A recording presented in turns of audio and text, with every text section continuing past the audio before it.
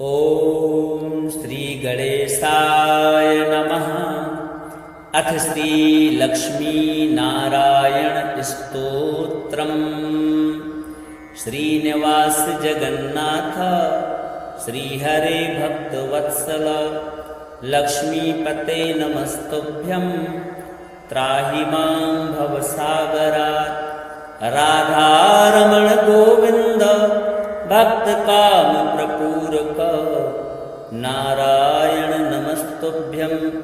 त्राहि मां भवसागरात्। दामोदर महोदार सर्वापत्तिनिवारण ऋषिकेश नमस्तुभ्यं। त्राहि मां भवसागरात्। गरुणध्वज वैकुण्ठ निवासन केशवाच्युता जनार्दन नमस्तुभ्यं। त्राहि मां भवसागरात्। शङ्खचक्र गदा पद्म धर श्रीवत्सलाञ्छन मेघश्याम नमस्तुभ्यं। त्राहि मां भवसागरात्। त्वं माता कं पिता बन्धुः सद्गुरुस्त्वं दयानिधिः। त्वत्तुल्यो न परो देवस्। त्राहि मां भवसागरात्। न जाने दान धर्मादि योगं यागं तपो जपं। त्वं केवलं कुरु दयां। त्राहि मां भवसागरात्। न मत्समो यद्यपि पापकर्ता न त्वत्समोऽथापि पापहर्ता। विज्ञापितं त्वेतद् शेषसाक्षी मामुद्धरार्तं पतितं तवाग्रे। श्रीनिवास जगन्नाथ श्रीहरे भक्तवत्सल लक्ष्मीपते नमस्तुभ्यं। त्राहि मां भवसागरात्। राधारमण गोविन्द भक्तकामप्रपूरक नारायण नमस्तुभ्यं। त्राहि मां भवसागरात्। दामोदर महोदार सर्वापत्तिनिवारण ऋषिकेश नमस्तुभ्यं। त्राहि मां भवसागरात्। गरुणध्वज वैकुण्ठ निवासन केशवाच्युता जनार्दन नमस्तुभ्यं। त्राहि मां भवसागरात्। शङ्खचक्र गदा पद्म धर श्रीवत्सलाञ्छन मेघश्याम नमस्तुभ्यं। त्राहि मां भवसागरात्। त्वं माता कं पिता बन्धुः सद्गुरुस्त्वं दयानिधिः। त्वत्तुल्यो न परो देवस्। त्राहि मां भवसागरात्। न जाने दान धर्मादि योगं यागं तपो जपं। त्वं केवलं कुरु दयां। त्राहि मां भवसागरात्। न मत्समो यद्यपि पापकर्ता न त्वत्समोऽथापि पापहर्ता। विज्ञापितं त्वेतद् शेषसाक्षी मामुद्धरार्तं पतितं तवाग्रे। श्रीलक्ष्मीनारायणार्पणमस्तु। श्रीनिवास जगन्नाथ श्रीहरे भक्तवत्सल लक्ष्मीपते नमस्तुभ्यं। त्राहि मां भवसागरात्। राधारमण गोविन्द भक्तकामप्रपूरक नारायण नमस्तुभ्यं। त्राहि मां भवसागरात्। दामोदर महोदार सर्वापत्तिनिवारण ऋषिकेश नमस्तुभ्यं। त्राहि मां भवसागरात्। गरुणध्वज वैकुण्ठ निवासन केशवाच्युता जनार्दन नमस्तुभ्यं। त्राहि मां भवसागरात्। शङ्खचक्र गदा पद्म धर श्रीवत्सलाञ्छन मेघश्याम नमस्तुभ्यं। त्राहि मां भवसागरात्।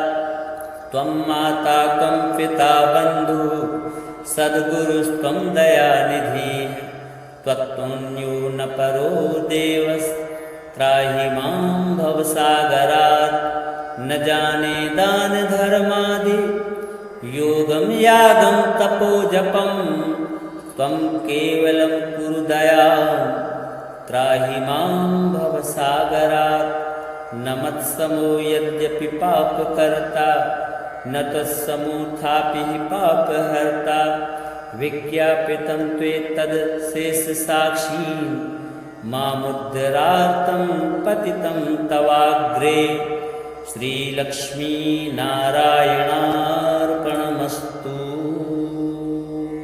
श्रीनिवास जगन्नाथ श्रीहरे भक्तवत्सल लक्ष्मीपते नमस्तुभ्यं त्राहि मां भवसागरात् राधारमण गोविन्द भक्तकामप्रपूरक नारायण नमस्तुभ्यं त्राहि मां भवसागरात् दामोदर महोदार सर्वापत्तिनिवारण ऋषिकेश नमस्तुभ्यं त्राहि मां भवसागरात् गरुणध्वज वैकुण्ठ निवासन केशवाच्युता जनार्दन नमस्तुभ्यं त्राहि मां भवसागरात् शङ्खचक्र गदा पद्म धर श्रीवत्सलाञ्छन मेघश्याम नमस्तुभ्यं त्राहि मां भवसागरात् त्वं माता कं पिता बन्धुः सद्गुरुस्त्वं दयानिधिः त्वत्तुल्यो न परो देवस्त्राहि मां भवसागरात् न जाने दानधर्मादि योगं यागं तपो जपं त्वं केवलं कुरु दयां त्राहि मां भवसागरात् न मत्समो यद्यपि पापकर्ता न त्वत्समोऽथापि पापहर्ता विज्ञापितं त्वेतदशेषसाक्षी मामुद्धरार्तं पतितं तवाग्रे श्रीलक्ष्मीनारायणार्पणमस्तु। श्रीनिवास जगन्नाथ श्रीहरे भक्तवत्सल लक्ष्मीपते नमस्तुभ्यं त्राहि मां भवसागरात् राधारमण गोविन्द भक्तकामप्रपूरक नारायण नमस्तुभ्यं त्राहि मां भवसागरात् दामोदर महोदार सर्वापत्तिनिवारण ऋषिकेश नमस्तुभ्यं त्राहि मां भवसागरात् गरुणध्वज वैकुण्ठ निवासन केशवाच्युता जनार्दन नमस्तुभ्यं त्राहि मां भवसागरात् शङ्खचक्र गदा पद्म धर श्रीवत्सलाञ्छन मेघश्याम नमस्तुभ्यं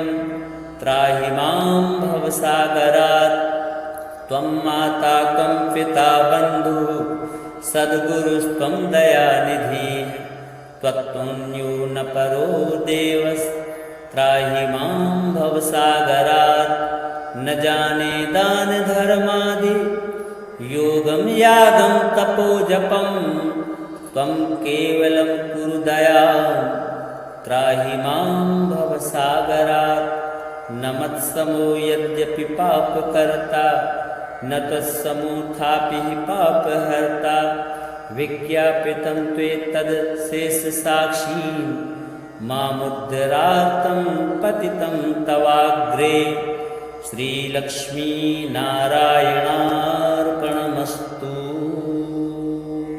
श्रीनिवास जगन्नाथ श्रीहरे भक्तवत्सल लक्ष्मीपते नमस्तुभ्यं त्राहि मां भवसागरात् राधारमण गोविन्द भक्तकामप्रपूरक नारायण नमस्तुभ्यं त्राहि मां भवसागरात् दामोदर महो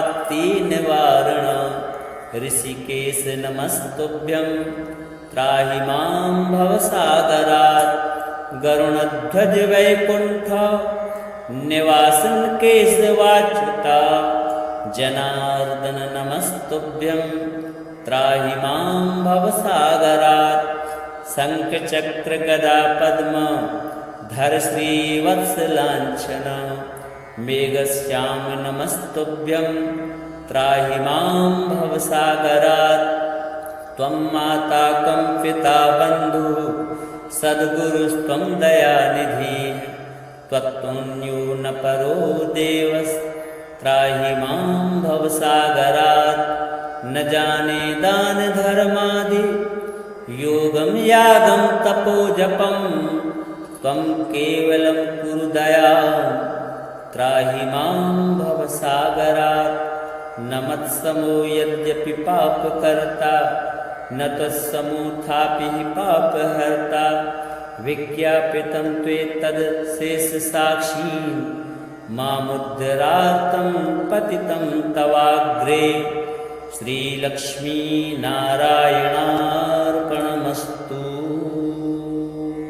श्रीनिवास जगन्नाथ श्रीहरे भक्तवत्सल लक्ष्मीपते नमस्तुभ्यं त्राहि मां भवसागरात् राधारमण गोविन्द भक्तकामप्रपूरक नारायण नमस्तुभ्यं त्राहि मां भवसागरात् दामोदर महोदार सर्वापत्तिनिवारण ऋषिकेश नमस्तुभ्यं त्राहि मां भवसागरात् गरुणध्वज वैकुण्ठ निवासन केशवाच्युता जनार्दन नमस्तुभ्यं त्राहि मां भवसागरात् शङ्खचक्र गदा पद्म धर श्रीवत्सलाञ्छन मेघश्याम नमस्तुभ्यं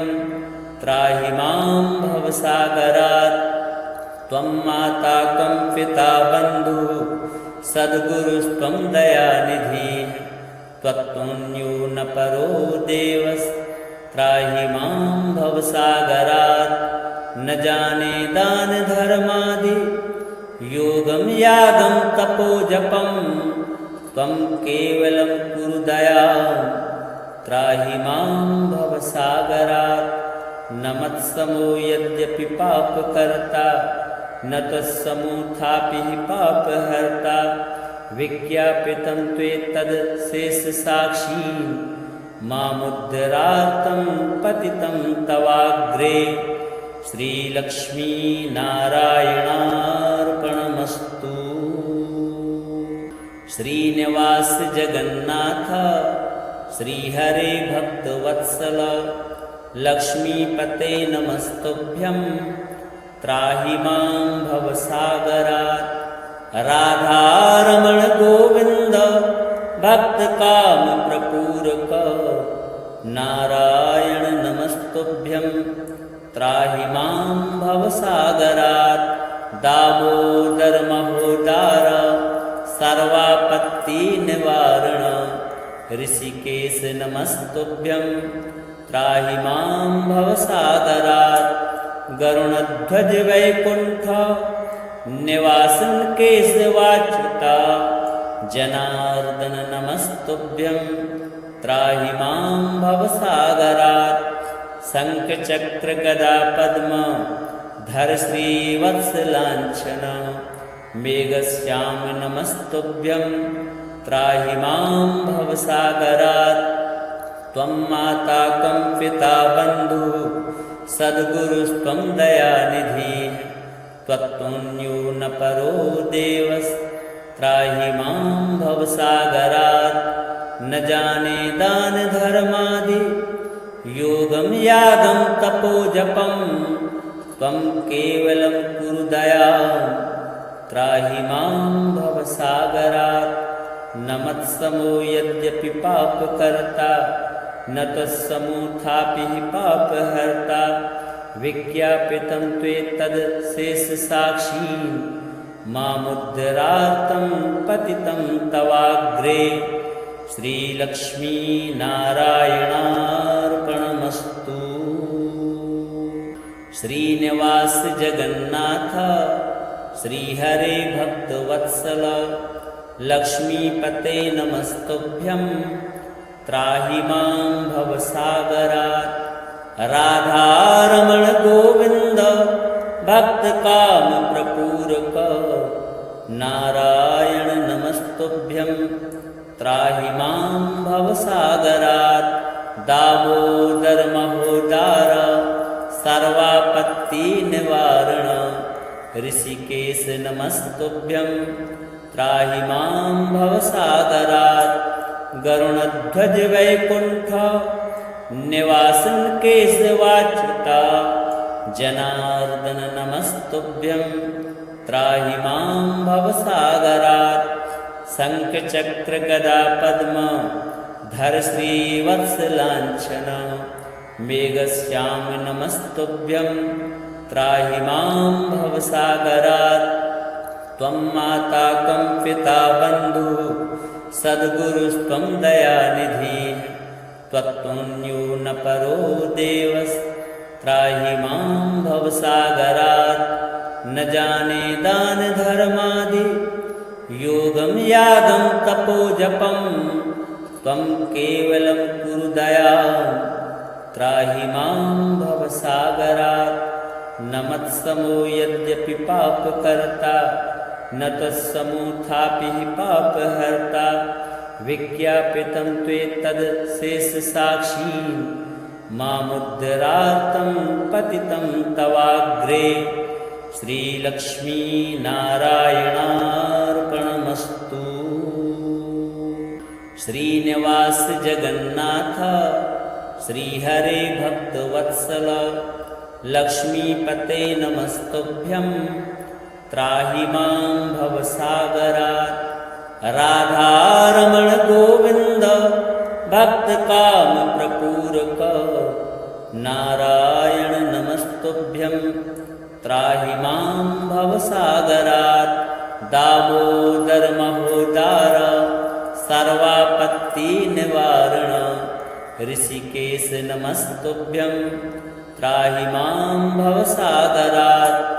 गरुणध्वज वैकुण्ठ निवासन केशवाच्युता जनार्दन नमस्तुभ्यं त्राहि मां भवसागरात्। शङ्खचक्र गदा पद्म धर श्रीवत्सलाञ्छन मेघश्याम नमस्तुभ्यं त्राहि मां भवसागरात्। त्वं माता कं पिता बन्धुः सद्गुरुस्त्वं दयानिधिः त्वत्तुल्यो न परो देवस्त्राहि मां भवसागरात्। न जाने दान धर्मादि योगं यागं तपो जपं त्वं केवलं कुरु दयां त्राहि मां भवसागरात्। न मत्समो यद्यपि पापकर्ता न तत्समोऽथापि पापहर्ता विज्ञापितं त्वेतदशेषसाक्षी मामुद्धरार्तं पतितं तवाग्रे। श्रीलक्ष्मीनारायणार्पणमस्तु। श्रीनिवास जगन्नाथ श्रीहरे भक्तवत्सल लक्ष्मीपते नमस्तुभ्यं त्राहि मां भवसागरात्। राधारमण गोविन्द भक्तकामप्रपूरक नारायण नमस्तुभ्यं त्राहि मां भवसागरात्। दामोदर महोदार सर्वापत्तिनिवारण ऋषिकेश नमस्तुभ्यं त्राहि मां भवसागरात्। गरुणध्वज वैकुण्ठ निवासन केशवाच्युता जनार्दन नमस्तुभ्यं त्राहि मां भवसागरात्। शङ्खचक्र गदा पद्म धर श्रीवत्सलाञ्छन मेघश्याम नमस्तुभ्यं त्राहि मां भव भवसागरात् त्वं माता कं पिता बन्धुः सद्गुरुस्त्वं दयानिधिः त्वत्तुल्यो न परो देवस्त्राहि मां भवसागरात् न जाने दानधर्मादि योगं यागं तपोजपं त्वं केवलं कुरु दयां त्राहि मां भवसागरात् न मत्समो यद्यपि पापकर्ता न त्वत्समोऽथापि पापहर्ता विज्ञापितं त्वेतदशेषसाक्षी मामुद्धरार्तं पतितं तवाग्रे श्रीलक्ष्मीनारायणार्पणमस्तु।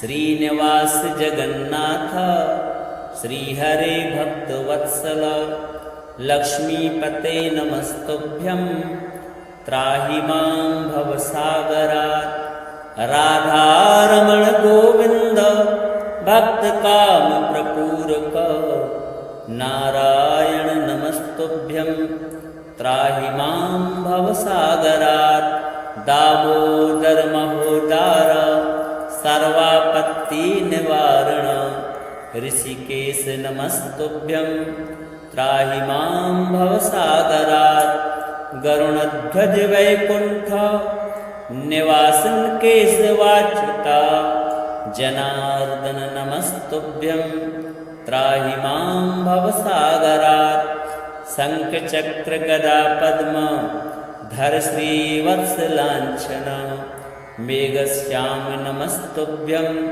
त्राहि मां भवसागरात् त्वं माता कं पिता बन्धुः सद्गुरुस्त्वं दयानिधिः त्वत्तुल्यो न परो देवस्त्राहि मां भवसागरात् न जाने दानधर्मादि योगं यागं तपोजपं त्वं केवलं कुरु दयां त्राहि मां भवसागरात् न मत्समो यद्यपि पापकर्ता न त्वत्समोऽथापि पापहर्ता विज्ञापितं त्वेतदशेषसाक्षी मामुद्धरार्तं पतितं तवाग्रे श्रीलक्ष्मीनारायणार्पणमस्तु। श्रीनिवास जगन्नाथ श्रीहरे भक्तवत्सल लक्ष्मीपते नमस्तुभ्यं त्राहि मां भवसागरात् राधारमण गोविन्द भक्तकामप्रपूरक नारायण नमस्तुभ्यं त्राहि मां भवसागरात् दामोदर महोदार सर्वापत्तिनिवारण ऋषिकेश नमस्तुभ्यं त्राहि मां भवसागरात् गरुणध्वज वैकुण्ठ निवासन केशवाच्युता जनार्दन नमस्तुभ्यं त्राहि मां भवसागरात् शङ्खचक्र गदा पद्म धर श्रीवत्सलाञ्छन मेघश्याम नमस्तुभ्यं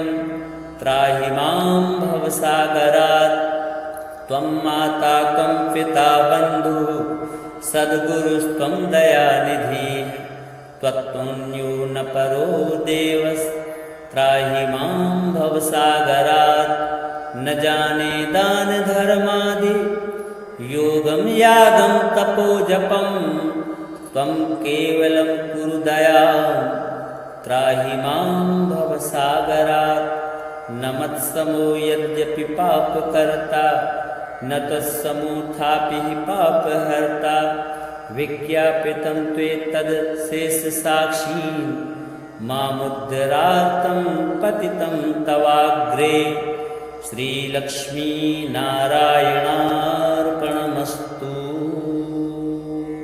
श्रीनिवास जगन्नाथ श्रीहरे भक्तवत्सल लक्ष्मीपते नमस्तुभ्यं त्राहि मां भवसागरात् राधारमण गोविन्द भक्तकामप्रपूरक नारायण नमस्तुभ्यं त्राहि मां भवसागरात् दामोदर महोदार सर्वापत्तिनिवारण ऋषिकेश नमस्तुभ्यं त्राहि मां भवसागरात् गरुणध्वज वैकुण्ठ निवासन केशवाच्युता जनार्दन नमस्तुभ्यं त्राहि मां भवसागरात् शङ्खचक्र गदा पद्म धर श्रीवत्सलाञ्छन मेघश्याम नमस्तुभ्यं